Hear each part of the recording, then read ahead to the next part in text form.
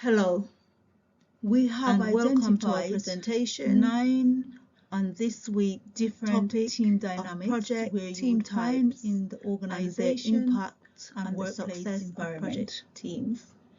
Functional, I would like to introduce project team, ourselves. cross-functional project team, We are Team a 8, matrix project team, and today contract I project am team, your self-managed narrator project teams, for this week. virtual project teams, We are problem-solving 9 teams, individual formal teams, and leadership teams. My name is Althea, All of who these is presenting teams to you. have their own managerial style. What best start and than managerial an opening approaches of Hackman himself? We will move on, who is a to father of team dynamics, select 3 of these and leadership, to give an overview. and we have of chosen their a benefits. quote from him to open up our presentation.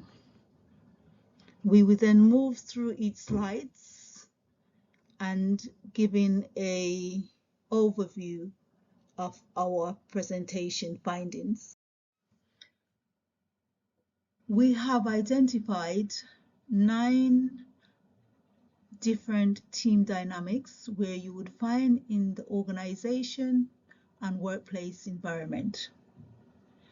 Functional project team, cross-functional project team, a matrix project team, contract project team, self-managed project teams, virtual project teams, problem-solving teams, formal teams, and leadership teams. All of these teams have their own managerial style and managerial approaches. We will move on to select 3 of these to give an overview of their benefits. From the previous slides and the identified different project teams, we are going to select 3 to describe some of their benefits and functionality. The functional team, the cross-functional team, and the semi-autonomous team. The functional team are normally highly professional individuals with targeted specialist skills. They are normally in a specific area such as marketing, and their main goal is to make sure that any selected temporary endeavor meets the organization aims and objectives and optimum delivery.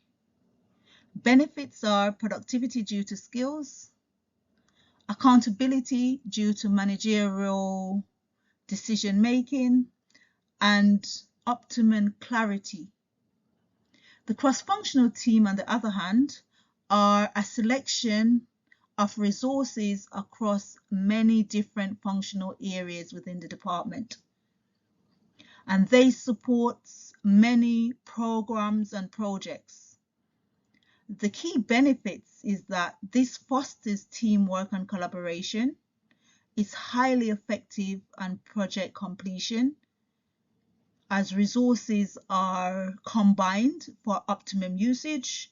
It is customer centric, it provides conflict resolution and aligned to resource efficiency.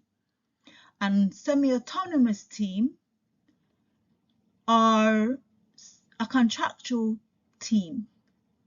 It is more than something where the project manager is the person who manages the overall project and focusing on how him or her manages their team. The benefits of this team is it proves ownership and motivation, it increased staff engagement, it improves greater communication, and it solves problems. It also demands for the project manager to be able to know his or her team and know how to get the best from them. Now that we have established the different kind of teams and their structure, we would now look at the stage of creating an effective team. and its benefits.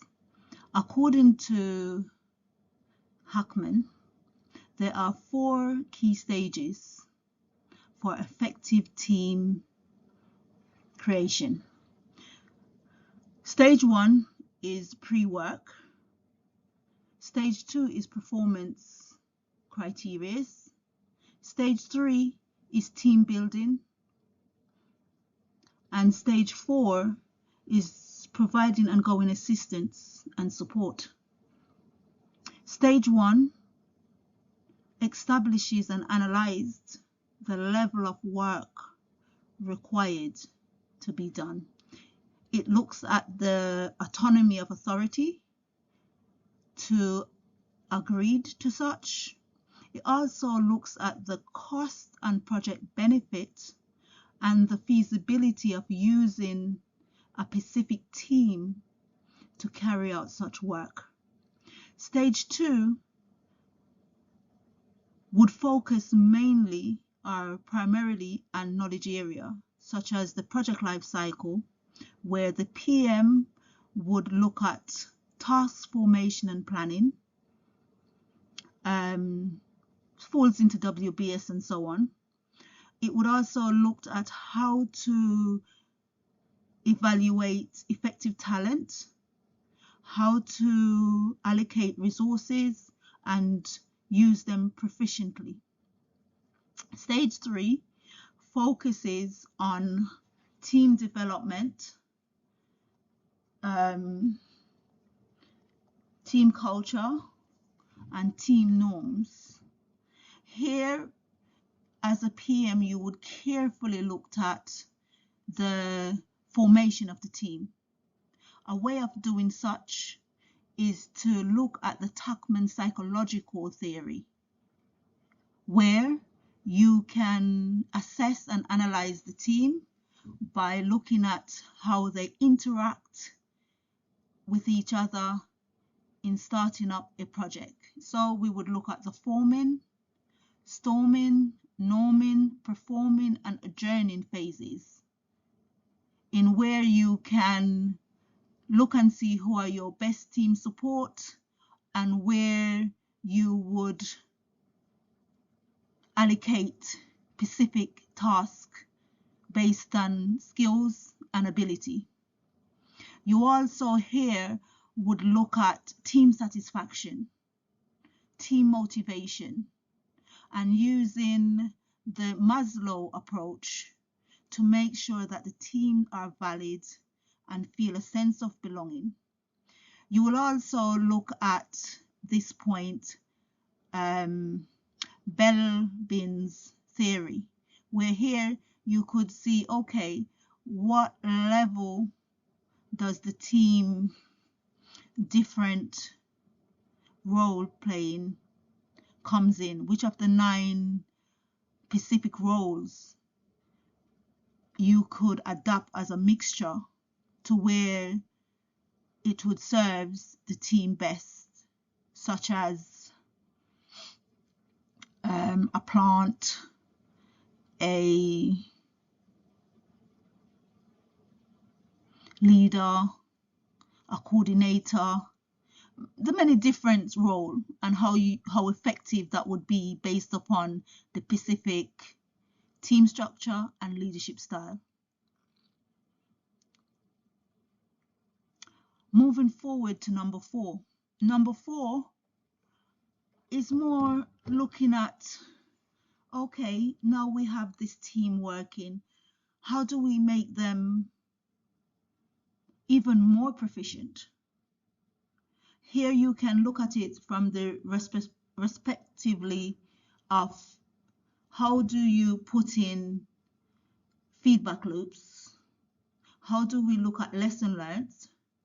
And how can we look at each team member and how can they learn from each other, and so that they're not tied down doing the same mundane. There are numerous reasons to which project fail. Some are listed from Marr. However, lack of leadership, lack of accountability, Communication is not adequate. Also, one of the main reasons is that the project is not aligned towards the organization overall strategy and goals and objectives. And there are numerous lists could go on. However, if we adapt these 4 critical principles in creating effective team and following the suggested theories and frameworks, we will find that we will lessen this impact. Thank you kindly for listening, and we're open to any questions.